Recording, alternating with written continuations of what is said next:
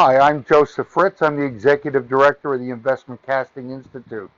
We just recently had our spring manager meeting, and we had the good fortune of bringing Lisa Ryan and of Grategy to talk to our leaders in the industry. And I will tell you, there are a number of things that I really found fascinating and made me very happy that Lisa joined us. But the first and foremost one is she she charged the audience to the point that I think everybody is now showing gratitude to their employees, to their colleagues, and to each other. We have a very small industry. We're a very tight-knit group.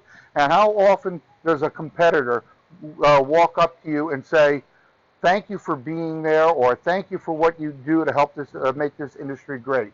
I see that as a result of Lisa's fine efforts, that is the future of our industry, and I want to keep the ball rolling. So thank you, Lisa, very much.